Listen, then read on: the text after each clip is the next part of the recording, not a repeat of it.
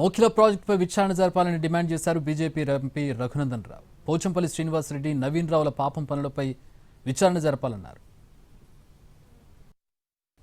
Mokila project తప్పితే మీరు కొత్తగా మాట్లాడింది ఏం కనబడతలేదు మాకు.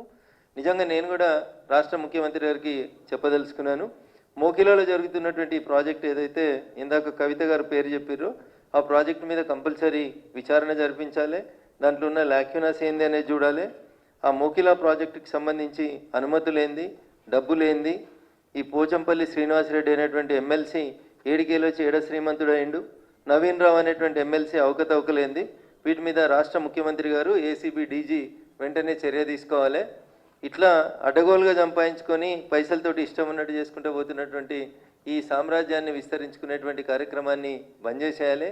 టీఆర్ఎస్లో ఎమ్మెల్సీల పేరిట పోచంపల్లి శ్రీనివాసరెడ్డి గారైనా నవీన్ రావు గారైనా వీళ్ళు చేసినటువంటి పాప పనులన్నింటిని కూడా కాంగ్రెస్ ప్రభుత్వం వెంటనే విచారణ జరిపించాలని చెప్పి నేను ఈ సందర్భంగా డిమాండ్ చేస్తా ఉన్నా. చెల్లె మర్చిపోయింది, ఇంకొక ఆయనే సంతోషరావుకి సడ్డకుడో వియంకుడో చుట్టమో ఒక ఆయన అవుతాడు, డీసీపీ పేరు సందీప్ రావు.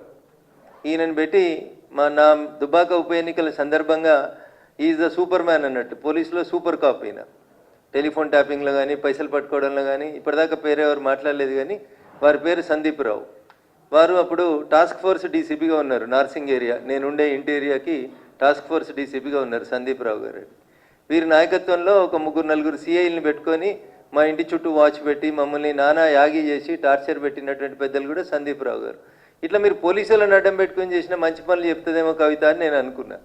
టెలిఫోన్ ట్యాపింగ్లో ఏమేమి జరిగింది, ఎవరెవరి పైసలు ఎట్లా గుంజుకొచ్చినాం, లేకపోతే ఎమ్మెల్సీ వెంకటరామరెడ్డి గారు ఏం చేస్తూ ఉన్నారు, వారికి ఎట్లా జీవోలు మార్చిర్రు, ఏమేమి చేసిరు, ఇవన్నీ ఇంకా చాలా విషయాలు మాట్లాడాల్సింది కవిత.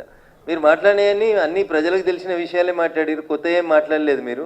ఇంకా ఏదో మళ్ళీ పార్టీలకు పోదామా వెనుక పోదామా అని ఊగిసలాడుతున్నట్టు కనబడుతుంది తప్ప ఇంకా మీరు నిజాలు మాట్లాడితే ఇంకా చాలా మాట్లాడాలి కదా. మేము ఇవన్నీ మాట్లాడినాయి కదా. రేవంత్ రెడ్డి గారు హరీష్ గారు కలిసి ప్రయాణం చేసింది మాట్లాడినాం, అయోధ్య రెడ్డి గారు ట్వీట్ చేసింది, మీరు మాట్లాడింది ఏం లేదు కొత్తగా. ఇందులో కొత్త కనబడుతున్న ఏమైనా ఒక సంతోష్ రెడ్డి ఆయన కడుతున్న శ్రీనివాస్ రెడ్డి ఆయన కడుతున్న విల్లాస్ తప్ప మీరు కొత్తగా ఏం మాట్లాడినట్టు కనబడతలేరు.